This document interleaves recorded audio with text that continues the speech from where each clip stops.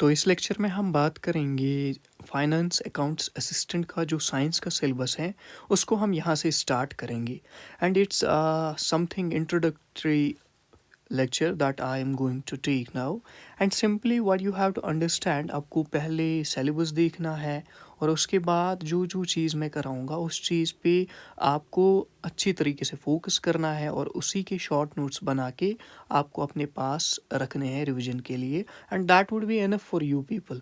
जब हम बात करते हैं फाइनेंस अकाउंट्स असिस्टेंट के बारे में तो सिंपल उसका जो सिलेबस है उसमें आप देखोगे वहाँ पे velocity Newton's laws of motion that is randomly आपका सिलेबस प्लान किया गया है, रेंडम फ्रेम दिया गया है आपके सिलेबस को। बट अगर हम यहाँ पे बात करेंगे before reaching towards the Newton's laws of motion we should be able to understand like what is acceleration, because अगर कोई साइंस के बैकग्राउंड से होगा उसको पता है जो न्यूटन्स लॉज ऑफ मोशन है उसमें जो सेकंड लॉ है F equal to M A, that is force equal to mass into acceleration. But यहाँ पे जब आपको एक्सेलरेशन पता ही नहीं होगा how can I expect that आपको ये लॉ यहाँ पे समझ आ जाएगा। इसी तरीके से पहले लॉ को हम बोलते हैं लॉ ऑफ इनर्शिया एंड आपको पता ही नहीं है कि वेट क्या चीज़ है तो आपको इनर्शिया यहाँ पे समझ नहीं आएगा।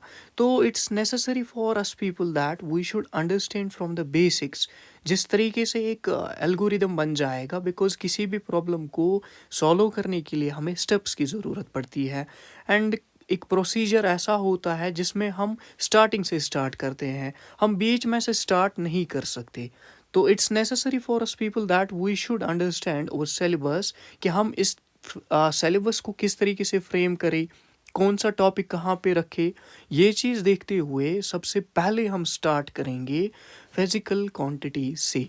तो अब आप बोलोगे फिजिकल क्वांटिटी जो है these are not in the syllabus, but ये सिलेबस में नहीं है तो बाकी जो टॉपिक्स हैं उनको अंडरस्टैंड करने के लिए हमें फिजिकल क्वांटिटीज़ के बारे में पता होनी चाहिए। Because I ऑफनली use at the time of velocity, मैं बोलूँगा ये वेक्टर क्वांटिटी है, वेक्टर क्वांटिटी तो आपके सिलेबस में है नहीं, बट ये नेसेसरी है कि वेलोसिटी पता होने से पहले हमें ये पता होनी चाहिए कि वेक्टर क्वांटिटी किस चीज़ को हम बोलते हैं। इसी तरीके से स्पीड के टाइम पे मैं स्केलर क्वांटिटी का यूज़ करूँगा, दैट मीन्स आपको पता होनी चाहिए स्केलर क्वांटिटी किस चीज़ को हम बोलते हैं। इसी तरीके से कोई भी क्वांटिटी मैं यूज़ करूं तो मैं बोलूँगा physical quantity, that means physics में जो भी मैं कोई भी क्वांटिटी यूज़ करता हूं तो मैं बोलूँगा फिजिकल क्वांटिटी। तो आपको पता होनी चाहिए कि फिजिकल क्वांटिटी किस चीज़ को हम बोलते हैं।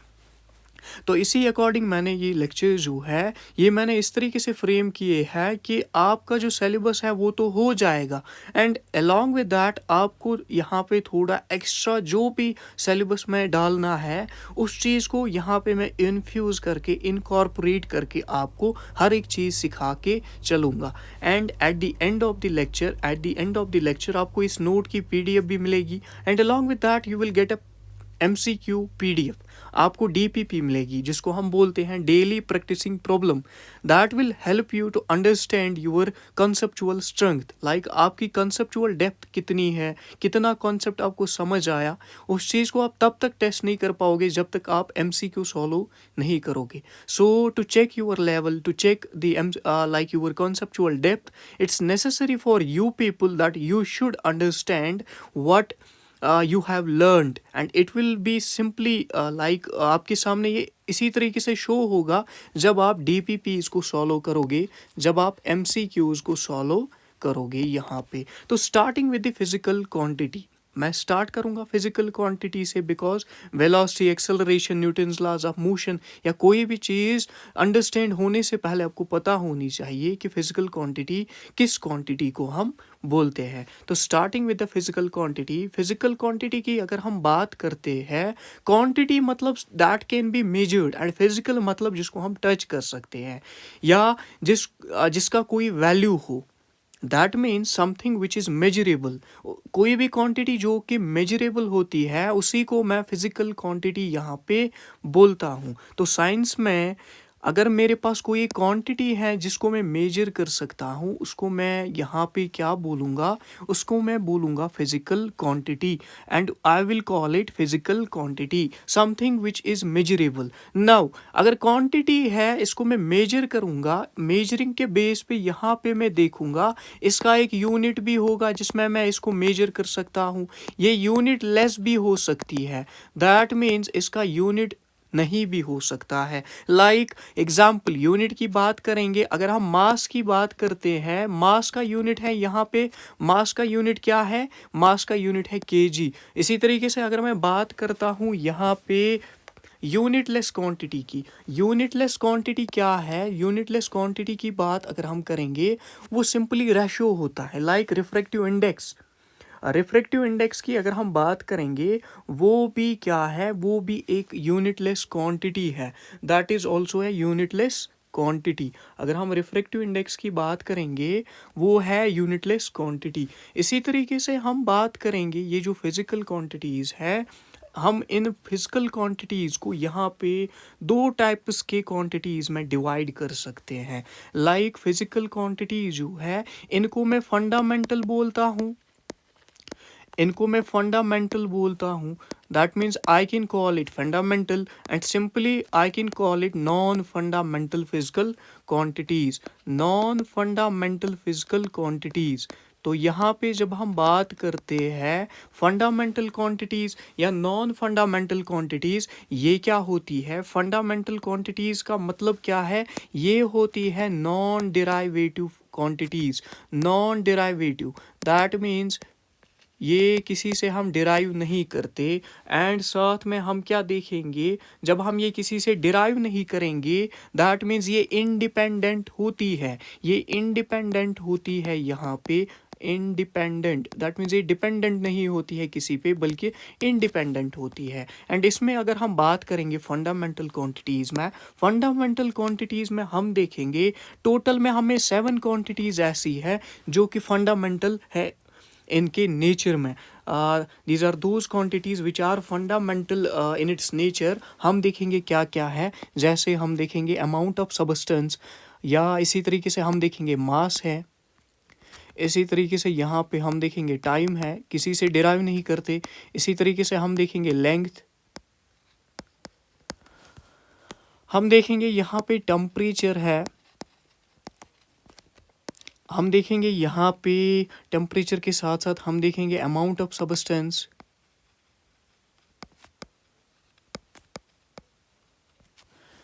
इसी तरीके से हम देखेंगे यहाँ पे 1 2 3 4 5 आ गई, इसी तरीके से हम देखेंगे करंट, और सातवीं जो है वो है यहाँ पे ल्यूमिनस इंटेंसिटी। तो यहाँ पे हम देखेंगे जो फंडामेंटल क्वांटिटीज़ है, ये क्वांटिटीज़ ऐसी क्वांटिटीज़ हैं जो दूसरी क्वांटिटी पे डिपेंड नहीं होती, या इनको हम दूसरी क्वांटिटी से डिराइव करके नहीं निकालते। जैसे मास की बात करेंगे, टाइम की बात करेंगे, लेंथ की बात करेंगे, टेम्परेचर की बात करेंगे, अमाउंट ऑफ सबस्टेंस की बात करेंगे, और साथ में ल्यूमिनस इंटेंसिटी की बात करेंगे। यहाँ पे ल्यूमिनस इंटेंसिटी की जब हम बात करते हैं, ल्यूमिनस इंटेंसिटी क्या होता है, ये लाइट की इंटेंसिटी होती है। करंट की बात करेंगे तो ये इलेक्ट्रिक करंट है, अमाउंट ऑफ सबस्टेंस की बात करेंगे तो ये सिंपल यहाँ पे मोल है, टेम्परेचर की बात करेंगे तो केल्विन में लेते हैं हम ये, और इसके साथ साथ लेंथ की बात करेंगे, टाइम की बात करेंगे, एंड मास की बात करेंगे। सबसे पहले हमने देखा फंडामेंटल क्वांटिटीज़ कौन कौन सी है। इसके बाद इनके यूनिट्स की बात अगर हम करेंगे, दैट मीन्स जिसमें हम इनको मेजर करते हैं, तो यूनिट की जब हम बात करेंगे, मास का यूनिट है KG, that is kilogram. SI units की मैं बात कर रहा हूँ। इसी तरीके से इसके बाद हम एसआई सीजीएस सिस्टम भी यहाँ पे देख लेंगे। टाइम की बात करेंगे तो इसका यूनिट सेकंड है, लेंथ की बात करेंगे तो इसका यूनिट मीटर है, टेम्परेचर की बात करेंगे तो इसका यूनिट केल्विन है। कोई बोलेगा अभी सेल्सियस है, फ़ारेनहाइट है, those are also the units, but जो इसका ऐसा यूनिट है सिस्टमेटिका इंटरनेशनल यूनिट जो इसका है दैट इज़ वो केल्विन है यहाँ पे। अमाउंट ऑफ सब्सटेंस की बात करेंगे तो मोल है इसका यूनिट। इसी तरीके से करंट की बात करेंगे तो एम्पर है इसका यूनिट। इसी तरीके से ल्यूमिनस इंटेंसिटी की बात करेंगे तो कैंडिला है इसका यूनिट। तो ये हमने इनके यूनिट्स देखे, बट ये कौन से यूनिट्स है, ये यहाँ पे फंडामेंटल ये इनके यहाँ पे सिस्टमेटिका international that is international unit, ऐसा यूनिट्स जिनको हम बोलते हैं उनकी मैंने यहाँ पे बात कर दी। और इसके बाद हम देखेंगे non fundamental quantities. Non fundamental quantities को हम दूसरा नाम बोलते हैं, इनको मैं बोलता हूँ डिराइव्ड क्वांटिटीज़ या डिराइवेटिव क्वांटिटीज़ या डिराइव्ड क्वांटिटीज़। डिराइव्ड क्वांटिटीज़ ऐसी क्वांटिटीज़ हैं, these are the quantities which can be derived by use of fundamental quantities. For example, मैं एग्जाम्पल की बात करूँगा यहाँ पे। एग्जाम्पल के तौर पर अगर हम लेंगे, हम फोर्स की बात करेंगे। अगर हम फोर्स की बात करते हैं, फोर्स होता है मास इनटू एक्सेलरेशन। नाउ एक्सेलरेशन खुद क्या होता है, velocity by time, velocity by time, change in velocity divide by time.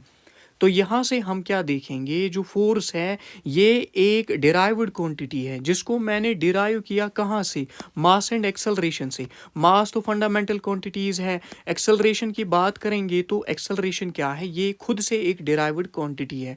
कैसे है डिराइव्ड क्वांटिटी, लाइक अगर हम वेलोसिटी की बात करेंगे, वेलोसिटी में हम लेंथ को नापते हैं और यहाँ से टाइम लेते हैं, टाइम भी यहाँ पे हम देखेंगे टाइम जो है वो फंडामेंटल क्वांटिटी है। लेंथ स्क्वायर हम देखेंगे एल स्क्वायर, और यूनिट से हम बोल सकते हैं जो वेलोसिटी एक्सेलरेशन का यूनिट होता है वो होता है मीटर पर सेकंड स्क्वायर, मीटर पर सेकंड स्क्वायर। दैट मीन्स यहाँ पे हम देखेंगे ये जो मैंने फोर्स लिया, फोर्स का यूनिट है न्यूटन, फोर्स का यूनिट है न्यूटन। दैट मीन्स मैंने फोर्स को यहाँ पे डिराइव किया by utilising the fundamental quantities. मैंने फोर्स को यहाँ पे डिराइव किया by utilising the fundamental quantities. And sorry for inconvenience, like I have to end this lecture here because मेरा जो पेन है टैब का ये अभी डाउन है। So let me continue this lecture in another after some time, or I can make another video for this lecture. तो आप इतना अंडरस्टैंड करो एंड मुझे आप क्वालिटी बताओ किस तरीके की चाहिए, एंड आप कमेंट में बोल सकते हो कैसा ये लेक्चर आपको लगा।